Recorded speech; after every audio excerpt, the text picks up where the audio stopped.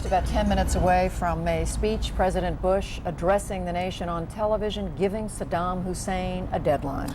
And from the moment those words come off the president's lips, the military planners will be even more nervous, if you will, than they have been, because at that point they start to worry that Saddam, feeling that the war is coming, may start one himself. They've got all of these American troops massed now in Kuwait.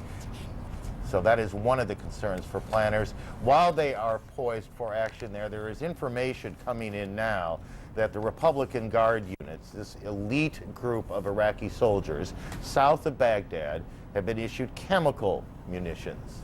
That's the report we're getting.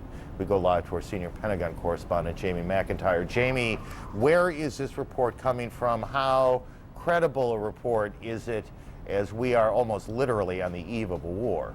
Well, Aaron, this comes from a U.S. intelligence gathering, and U.S. officials are quick to admit it is not conclusive, it's not hard proof, it's simply an indication that they believe one unit, at least one unit of the Republican Guard may have been issued chemical shells for their weapons. They haven't seen the chemical weapons, they haven't found the smoking gun. And this comes at a time when Iraq is making a number of what appear to be defensive moves, including dispersing Republican Guard units out of their garrison into areas where they could presumably try to survive the first wave of a U.S. assault. The question is, would they be trying to live to fight another day, or perhaps live to surrender another day? The U.S. just doesn't know. They're continuing to see Iraq make a lot of preparations for war, while the U.S. says essentially it is ready to go in just about every way. Aaron? Do we see anything different in the way the Iraqis are preparing today, as best we know it, from how they prepared a dozen years ago? Because we all know what happened when the ground war at least started then. Well, one thing we're seeing is that they've been continuing to build these trenches across the country and fill them with oil to light them on fire. This doesn't really create a big problem for U.S. bombs because they're not affected by the smoke. It doesn't really create a big problem on the ground because you can simply go around these trenches. So the Pentagon is puzzling over exactly what they hope to accomplish. What they fear is that Iraq is going to try to create the impression with these big oil fires that schools or mosques or hospitals are on fire and burning because of the U.S. Strike, and try to turn public opinion. But frankly, when it comes to the military matchup, Iraq really doesn't have much of a chance against the force that's arrayed against it.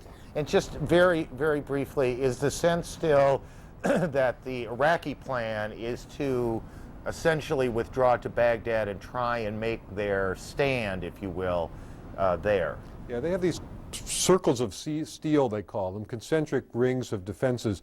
But the real question is really, will they fold or fight when they're really when the rubber meets the road? Jamie, thank you. We'll talk to you again after the president speaks, coming up in a little bit. Jamie McIntyre.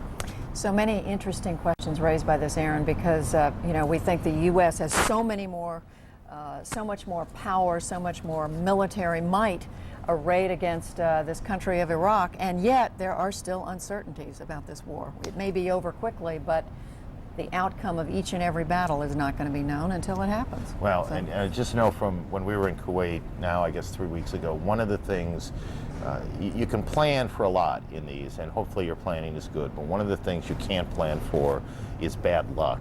And bad luck happens. Accidents happen. A missile, as we learned in the first Gulf War, hits a mess hall, and lots of people die. That you can't plan for.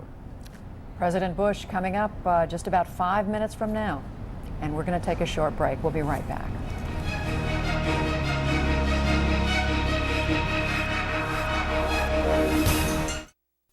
It's a fact.